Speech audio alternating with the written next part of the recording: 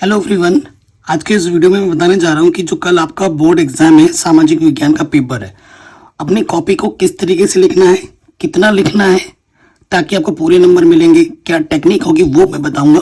क्योंकि अगर आप एक आंसर पूरा गाइड से कॉपी करके लिखोगे ना तो भी पूरे नंबर नहीं मिलेंगे सामाजिक विज्ञान में। तो इसमें बहुत ज़्यादा पेचीदा मामला होता है, क्या बातें आपको ध्यान में रखनी होती है वो मैं आपको बताऊँगा, ठीक है।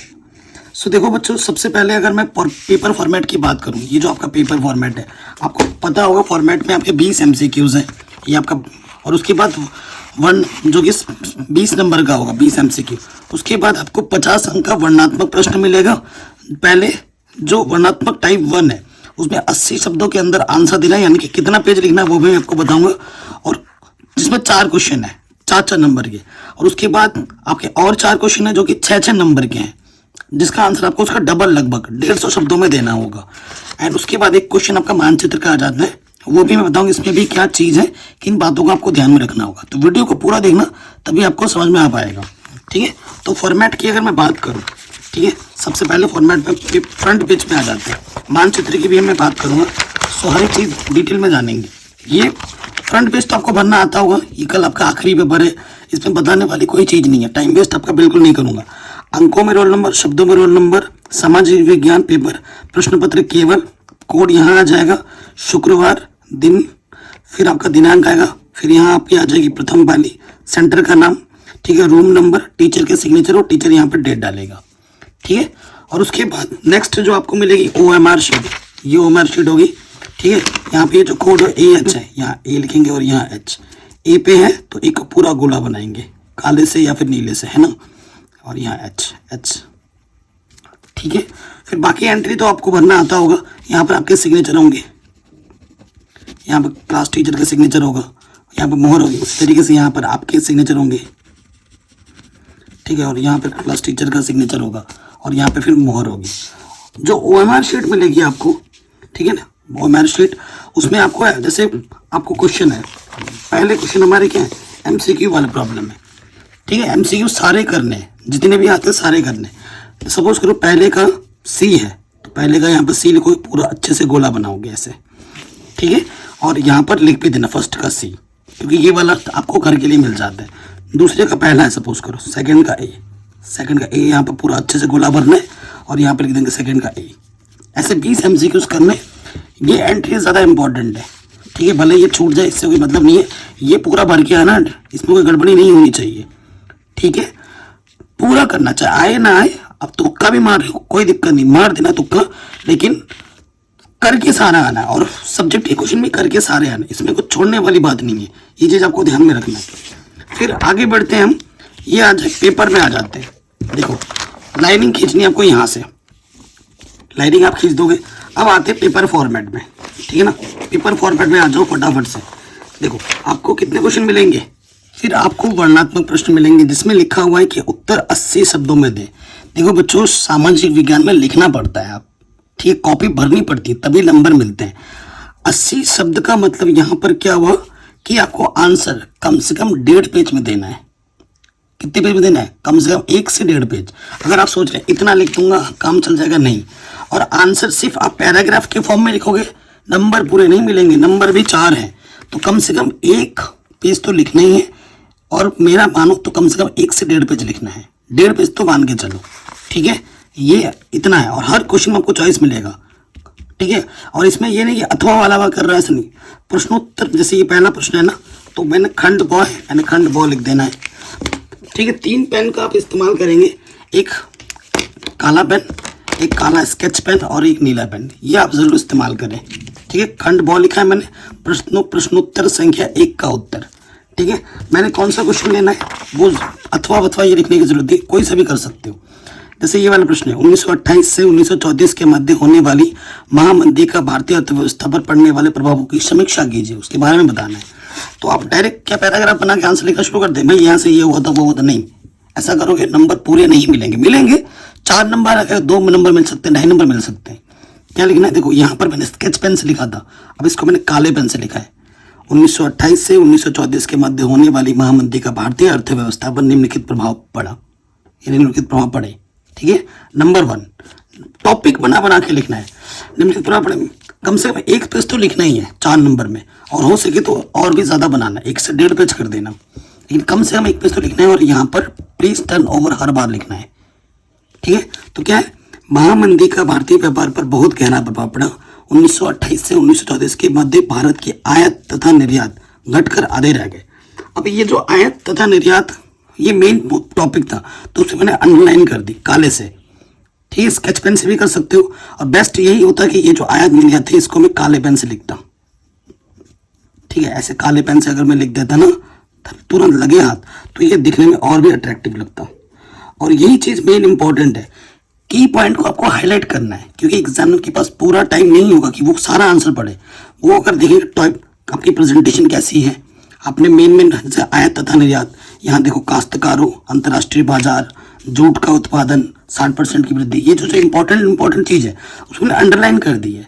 हो सकता है लिखते वक्त ही मैं काले पेन से लिख देता तो और बढ़िया होगा, ठीक है। जैसे एक टॉपिक पर ना एक लाइन छोड़ के दूसरा टॉपिक लिख दिया, ठीक है। पैराग्राफ की फॉर्म में आंसर नहीं लिखना, टॉपिक बना बना के आंसर लिखना है सामाजिक विज्ञान में, ये ध्यान रखना, तभी पूरा अट्रैक्टिव लगेगा। कम चीज भी लिखोगी तो वो ज्यादा लगेगी और पूरे नंबर भी लेंगे, ठीक है। सटीक लगता है, टू द पॉइंट लगता है, ठीक है। आप देख सकते हैं किस तरीके से मैंने लिखा है। तो कम से कम एक पेज तो आपको लिखना ही है, ठीक है। अब जैसे दूसरे क्वेश्चन में आ जाते हैं, सीरियल वाइज करना है जरूरी, पेज मत छोड़ना कि भैया मुझे ये क्वेश्चन नहीं आ रहा है तो मैं पेज छोड़ देता हूँ, ऐसा गलती मत करना। जो क्वेश्चन आता है पहले वही लिखो, सटीक लिखो, जो अच्छे पूरे तुम्हारी कमांड अच्छी है उस पर लिखो, राइटिंग बना के लिखना, प्रेजेंटेशन अच्छी लिखना। अब जैसे मैंने पहला एक लिखा था, मुझे मान लो कि मुझे दूसरा तीसरा नहीं आता, मुझे चौथा अच्छे से आता है, तो पहले चौथा आता, चौथा लिख दो, प्रश्न संख्या 4 का उत्तर, ठीक है। चौथा प्रश्न पढ़ देता हूँ, अच्छे बाजार के प्रमुख लक्षणों के संक्षेप में विवेचना कीजिए। इस पूरे मॉडल पेपर का मैंने सोल्यूशन करा रखा है, पहला भी दूसरा भी अथवा फतवा सब करा रखा है, एमसीक्यू सब करा रखे हैं। अगर वो वीडियो देखनी है उसके लिंक्स मैं डाल दूंगा डिस्क्रिप्शन में, जाके देख सकते हैं, ठीक है। कह रहे अच्छे बाजार के लक्षण, तो जैसे टॉपिक बना दिया मैंने, इसमें तुम नंबरिंग भी कर सकते थे तुम्हारे हिसाब से। देखो, मूल्य में सभी प्रत्यक्ष कारक शामिल होने चाहिए ताकि खरीदार और विक्रेता दोनों संतुष्ट हो सकें। एक टॉपिक बना, अब इसको मैंने टॉपिक बना दिया, सूचना की उपलब्धता। एक बाजार में सटीक और समय पर जानकारी होनी चाहिए ताकि खरीदार और विक्रेता में सही निर्णय ले सके। एक लाइन या 2 लाइन छोड़ दो, कोई फर्क नहीं है, अच्छा दिखेगा। ज्यादा पास कर दोगे ना, गैपिंग छोड़ोगे तो प्रेजेंटेशन निखर के आती है। खुला देखो, गैपिंग सटीक होनी चाहिए, ये नहीं एक यहाँ लिख रहे हो यहाँ लिख रहे, ऐसा नहीं, ठीक है। तरलता, देखो जब कॉपी हम फोल्ड करते हैं ना, यहाँ से पन्ने थोड़ा सा ना इधर वाला फोल्ड हो जाता है, तो लिखते लिखते यहाँ नहीं लिखना, क्योंकि फोल्ड हो जाता है, छुप जाता है, तो यहाँ नहीं लिखना है, इतना ही लिखना है, ठीक है। तरलता, एक अच्छे बाजार में पर्याप्त तरलता होनी चाहिए, दूसरे शब्दों में संपत्ति को तत्काल उस कीमत पर खरीदा या बेचा जा सके। लागत, एक अच्छे बाजार को यह सुनिश्चित करना चाहिए कि लेन देन की लागत कम हो, ठीक है। तो इस तरीके से प्रेजेंट करोगे, पूरे नंबर मिलेंगे। थोड़ा और एक आध टॉपिक बढ़ा के 1.5 पन्ना करने की कोशिश करना 4 नंबर में। अब सपोज करो नेक्स्ट में आ जाते हैं। अब जो 150 पेज वाले हैं ना, 150 शब्दों वाले पेज बोल रहा हूँ, वर्णात्मक 2, ये वर्णात्मक 2 लिखने की जरूरत नहीं, सीधा प्रश्नोत्तर संख्या मैंने 8 लिख दिया। मुझे लगा कि मुझे 5वां छठा थोड़ा कम आता है, मुझे 8वां अच्छे से आता है, तो मैं 8वां लिख रहा हूँ पहले। तो प्रश्न संख्या 8 का उत्तर क्या बोल रहे हैं, असंगठित क्षेत्र के श्रमिक सामाजिक भेदभाव के भी शिकार है, क्या आप इस बात कथन से सहमत है, कारण सहित उत्तर लिखिए। तो हाँ, मैं इस दृष्टिकोण से सहमत हूँ कि असंगठित क्षेत्र में श्रमिकों का शोषण किया जाता है, ठीक है। अब मैं माइंडसेट बताता हूँ, कारण पूछे, कारण यहाँ लिख दिया। अब क्या करना है ना, 4-5 कारण आपके मन ही मन सोचने हैं, और उन जो टॉपिक आपके दिमाग में आ रहे हैं ना उनको लिख दो। बेहद कम आमदनी श्रम कानूनों के तहत नहीं आते हैं, ठीक है, क्योंकि ये बड़े नंबर के हैं, ध्यान रखना। उसके बाद श्रम कानूनों के तहत नहीं आते हैं, स्वास्थ्य संबंधी खतरे होते हैं इसमें, 2 पन्ने थोड़ा और लिख दो। तो अगर ये 6 नंबर का क्वेश्चन है तो इस पे आपको कम से कम ऐसे 1 पन्ना, ये 2 पन्ना, 2 से 2.5 पन्ने, 2.5 पन्ने मान के चलो लिखना ही है, कम से कम 2.5 पन्ना, ठीक है, 2.5 पन्ना लिखना है। अब टॉपिक बना दोगे, यहाँ पर 3-3 लाइन लिख दो, अपने शब्दों में इसको थोड़ा सा और वर्णित कर दो। इसके टॉपिक बना के यहाँ जैसे हो जाए यहाँ तक, ये 2 लाइन छोड़ के यहाँ लिख दो, तो दिखने में भी ज़्यादा लगेगा, स्पष्ट भी लगेगा। टॉपिक बना के लिखोगे, प्रेजेंटेशन अच्छी होगी, की पॉइंट तुम्हें पहले ही हाईलाइट कर रखे हैं, तो एग्जामिनर इसको पढ़ेगा भी नहीं, वो इसी से ही नंबर दे देगा। बेहद कम आमदनी श्रम कानूनों के तहत नहीं आते। ये चीज़ मेन चीज़ आपने पहले ही उसको दिखा दी हाईलाइट करके, वो तो अंदर का पढ़ेगा भी नहीं क्या लिख रहे हो, समझ रहे हो। तो कम शब्दों में सटीक चीज़ों में आप पूरा दिखेगा भी बड़ा, नंबर भी पूरे मिलेंगे, आपको मेहनत भी कम करनी पड़ेगी। तो हमेशा सामाजिक विज्ञान में टॉपिक बना के लिखना है, की पॉइंट्स को हाईलाइट करना है, ठीक है, साफ साफ लिखना है। तो अगर ये 6 नंबर का है तो मैं कहूँगा कम से कम 2 से 2.5 पेज तो लिखना ही लिखना है। उससे ज़्यादा लिखोगे तो आपकी चॉइस है। और हाँ, पेपर पूरा करना है, पेपर पूरा करना है, वो भी ध्यान रखना है, ठीक है। आपके पास 3 घंटा 15 मिनट है, तो स्टार्टिंग के 10 मिनट के अंदर ही आपके MCQ हो जाएंगे, ठीक है। बाकी आपके पास ये कितने क्वेश्चन है, 8 क्वेश्चन है, ठीक है, 8 क्वेश्चन है। तो मैं क्या कहूँगा कि पहले जो 4 क्वेश्चन है आप उसको 1 घंटा 10 मिनट में 15 मिनट में करने की कोशिश करो। और बाकी थोड़े बड़े क्वेश्चन है, इनको आप कोशिश करो बाकी के समय में निपटाने की, 1 घंटा 40 मिनट के अंदर, और 10 मिनट रीचेक कर लिए भी रखो। ये चीज़ इस तरीके से टॉपिक बना के आंसर लिखना है, ठीक है।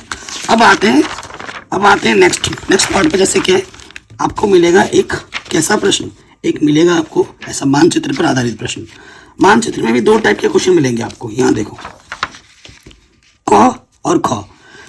तो देखो, जो क प्रश्न है और जो ख प्रश्न है वो किन किन के लिए है। ये जो क लिखा है ये सामान्य जो देख सकते हैं तो ये उनके लिए क प्रश्न है, और ख प्रश्न क्या है, जो देख नहीं सकते उनको ये वाला करना है। उसमें मानचित्र नहीं है, सिर्फ आंसर लिखना होता है। तो ये आपके लिए नहीं है, ये आपके लिए है मानचित्र वाला, ठीक है। आपको एक ऐसी मानचित्र दी जाएगी, तो देखो मानचित्र दिया जाएगा, उसमें भी आपको अपना नाम रोल नंबर लिखना होगा। जैसे यहाँ पर क्वेश्चन पूछा जाएगा, राणा प्रताप सागर बांध का नाम लिखिए, चाय उत्पादन के क्षेत्र का नाम सहित, लोहा इस्पात उद्योग के केंद्र नाम सहित, रांची नगर नाम सहित, नर्मदा नदी नाम सहित, ठीक है। तो जो आंसर है क ख ग घ यहाँ लिख दिया, ठीक है। और चिन्ह क्या लगा रहे हो, राणा प्रताप सागर बांध दिखाने के लिए ये वाला चिन्ह, आंसर लिखना है यहाँ पर। दार्जिलिंग ये चिन्ह से, राउरकेला इससे, रांची इससे, नर्मदा नदी इससे, क्वेश्चन के आंसर है ये। अब इनको देखो, इनको चिन्ह से भी दर्शाओगे और नाम भी लिखना है।